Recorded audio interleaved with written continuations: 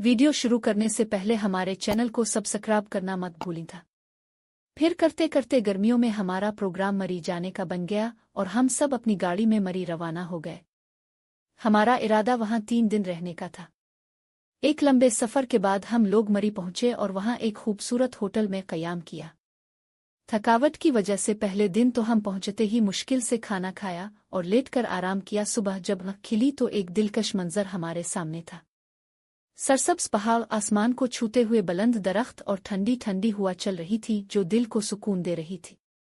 उम्मी अबू भी बहुत खुश नजर आ रहे थे और हम बच्चे भी सब बहुत खुश थे। नाश्ता करने के बाद हम सब पैदल पहाड़ों में घूमने निकल पड़े। होटल के करीब ही एक खूबसूरत वॉकिंग ट्रैक था जो जंगल की तरफ जाता था और ऊपर पहाड़ी की चोटी की तरफ चढ़ता चला जाता था। हमने इसी ट्रैक पर चलना शुरू कर दिया और सब इस खूबसूरत माहौल से खूब लुत्फ अंदोज हो रहे थे। बाकी बहन भाई अबू के साथ हंसते खेलते आगे बढ़ रहे थे, जबकि उम्मी की रफ्तार कदरे सुस्त थी और मैं उनके करीब करीब चल रहा था ताकि वो अकेली ना रही था। वहां ट्रैक के अर्द गिर्द जो चीज़ हमें सबसे ज्यादा दिलचस्प लग रही थी वो बंदरों की मौजूदगी थी। बंदर दरख्तों पर उछलते कूदते और उठकिलियां कर रहे थे, जो मंजर बहुत प्यारा लग रहा था। अबू और बाकी बहन भाई हमसे आगे आगे चल रहे थे। हमारे पास पानी की बोतलें और कुछ खुश्क मेवा जैसा सामान भी था और हम सब पहाड़ी पर चढ़ाई कर रहे थे। उम्मी मेरे साथ साथ चल रही थीं और माहौल, दरख्तों और परिंदों की आवाज़ों की बातें करती जा रही थीं। उनकी रफ्तार कदरे सुस्त होने की वजह से अबू और बाकी लोग हमसे काफ़ी आगे निकल चुके थे। जब हम जंगल में एक पुरसुकून जगह पर पहुंचे तो उम्मी थोड़ी बेचैन सी नजर आने लगे। मैं कुछ देर तो चुप रहा, फिर पूछ ही लिया, उम्मी क्या बात है, सब ठीक तो है ना? उनके चेहरे पर एक शर्मीली सी मुस्कुराहट आई और बोले, अरे बेटा कुछ नहीं, बस थोड़ी सी तबीयत की बात है। फिर हल्के से हंसकर बोले, यहाँ जंगल में कहीं रुक कर आराम करना पड़ेगा, तबीयत कुछ अजीब सी हो रही है। मैं समझ गया कि बात किया है। हंस पड़ा और बोला, उम्मी ये पूरा जंगल ही हमारा है, कोई देखने वाला नहीं। आप आराम से झाड़ियों के पीछे चली जाएं, मैं पहरा देता हूँ। मैंने पीछे मुड़कर देखा तो वॉकिंग ट्रैक बिल्कुल खाली और वीरान था। ऊपर की तरफ भी कोई नजर नहीं आ रहा था। दाएं बाएं देखा तो सिर्फ परिंदों की चहचहाहट और हवा की सरसराहट के सिवा कुछ नजर न आया। उम्मी ने भी मेरी नजर के पीछे चारों तरफ देखा और बोले, हाँ बेटा तुम ठीक कहते हो, यहाँ तो कोई नहीं। मैंने कहा, उम्मी आप आराम से साइड पर चली जाएं, मैं यहाँ खड़ा रहता हूँ और पहरा देता हूँ। उन्होंने एक बार फिर आसपास देखा, मुतमईन हुई और झाड़ियों की तरफ चल पड़े। मैंने उनसे पुश्त कर ली और दूसरी तरफ मुड़ करके खड़ा हो गया ताकि उनकी प्राइवेसी बरकरार रहे। अभी 1-2 मिनट ही गुजरे थे कि अचानक उम्मी की तेज चीख सुनाई दी। चीख सुनते ही मैं बिजली की तरह मुड़ा और उनकी तरफ दौड़ा। देखा तो एक मोटा ताजा बड़े कद का बंदर उम्मी के करीब था।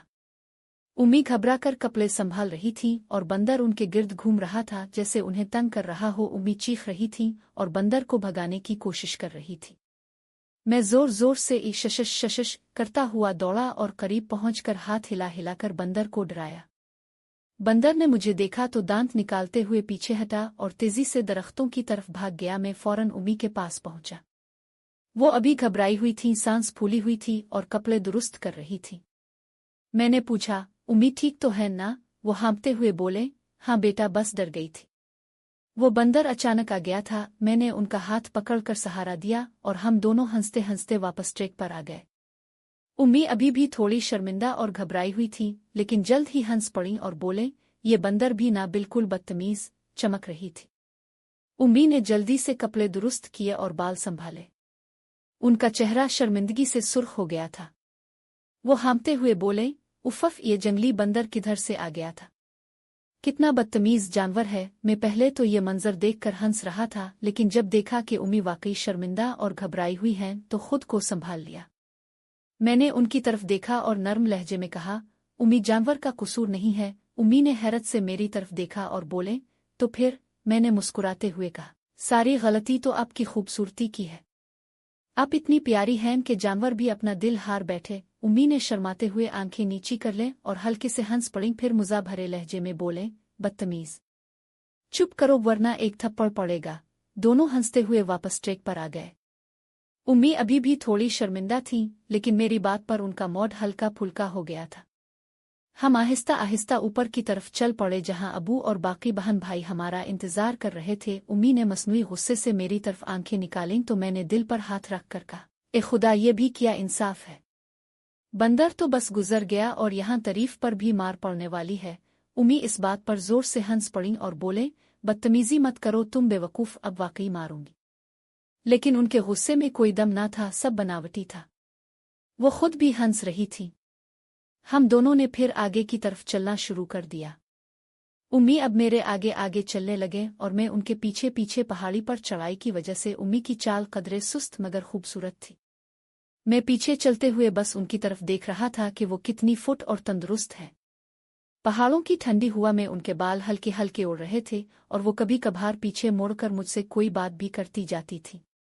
मुझे लग रहा था कि दुनिया की सारी खूबसूरती इसी लम्हे में समेट दी गई है। अचानक उम्मी रुक गईं और फौरन पीछे मुड़े। मैं उन्हें देखते हुए रंगे हाथों पकड़ा गया। उम्मी ने माथे पर बिल डालते हुए कहा, ओहो, मार खानी है क्या मुझसे। मैंने मुस्कुराते हुए कहा, अगर मेरी औकात बंदर से भी कम है तो बेशक मार ले, बदतमीज।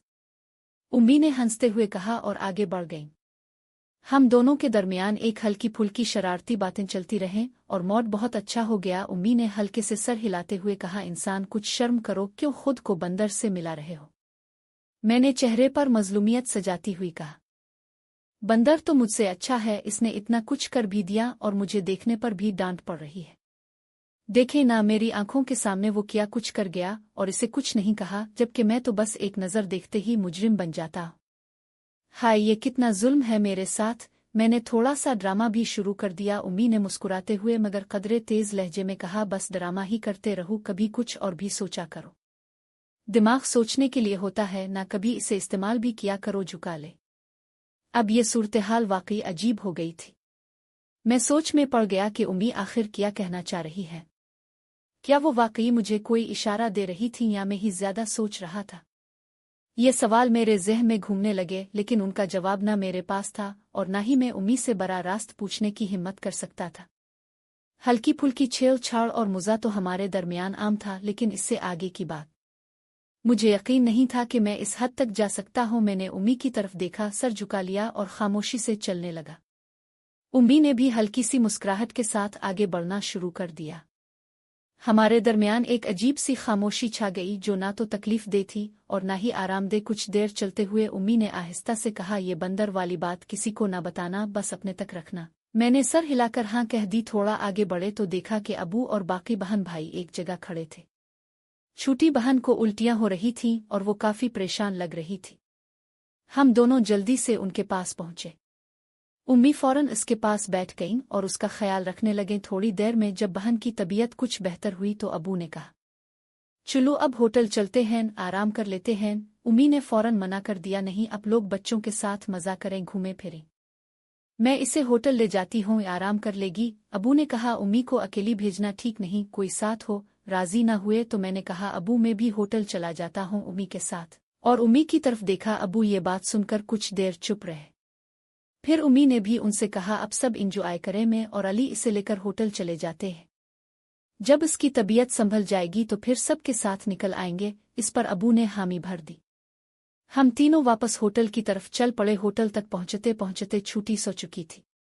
हम बारी बारी इसे गोद में उठाकर कमरे तक ले गए। कमरे की चाबी ली, दरवाज़ा खोला और अंदर दाखिल हुए। मैंने दरवाज़ा बंद कर दिया। उम्मी ने छूटी को एहतियात से बेड पर लुटाया और खुद भी उसके पास लेट गईं ताकि वो सुकून से सो सके। मैंने जूते उतारे और कमरे में मौजूद सिंगल सोफे पर बैठ गया। कमरे में एक अजीब सी खामोशी छा गई थी। मैंने उम्मी की तरफ देखा तो उनका लिबास थोड़ा बेतरतीब हो रहा था और वो चुपचाप लेटी हुई थी। मैं भी कुछ देर खामोश रहा, फिर उठकर खिड़की की तरफ चला गया और पर्दा हटाकर बाहर देखने लगा। होटल एक पहाड़ी पर बना हुआ था। खिड़की खोलते ही सामने एक खूबसूरत मंजर खिल गया। सब्ज़ाज़ार पहाड़ियां, धुंध की हल्की चादर और दूर उफ़ुक पर गुरूब आफ्ताब की नारंगी रोशनी। ठंडी हुआ आहिस्ता आहिस्ता कमरे में दाखिल हो रही थी। मैं कुछ देर इस मंजर में खोया रहा। पीछे मोड़कर देखा तो उम्मी भी चुपचाप मुझे देख रही थी। उनकी आंखों में एक अजीब सी नरमी थी। सामने था ऊंची ऊंची पहाड़ियां दरख्तों और सब्जे से ढकी हुई थीं। नीला आसमान और उस पर हल्के हल्के बादल तीर रहे थे। इंतहाई ताज़ा और महकी हुई हवा चल रही थी। मैंने गहरी सांस ली और इस सुकून भरे मंजर में खो गया। इसी दौरान पीछे से कमरे में हल्की सी आवाज आई। मुड़कर देखा तो उम्मी उठकर बाथरूम की तरफ जा रही थी। उनकी कमीज थोड़ी सी बेतरतीब हो गई थी। वो बाथरूम में दाखिल हुईं और दरवाज़ा पीछे से हल्का सा बंद कर दिया, लेकिन कुंडी नहीं लगाई। शायद उन्हें लगा कि मैं खिड़की पर खड़ा बाहर देख रहा हूं। मैं कुछ देर तो वहीं खड़ा रहा, फिर अचानक ख्याल आया कि दरवाज़ा खुला छोड़ा है। दिल में हल्की सी शरारत आई, लेकिन फौरन खुद को रोक लिया। ये ठीक नहीं। मैं खामोशी से वापस सोफे पर बैठ गया और मोबाइल निकालकर कुछ देखने लगा ताकि ज़हन मशगूल रहे। कुछ देर बाद उम्मी बाहर आईं, बालों को संभालते हुए। उन्होंने मुझे देखा और हल्के से मुस्करा कर पूछा, बाहर का मंजर कैसा है? मैंने कहा, बहुत खूबसूरत है उम्मी, बिल्कुल जन्नत जैसा। वो मुस्कुराईं और छोटी बहन के पास बैठ गईं। कमरे में फिर वही सुकून भरी खामोशी छा गई, सिर्फ बाहर की हवा की सरसराहट और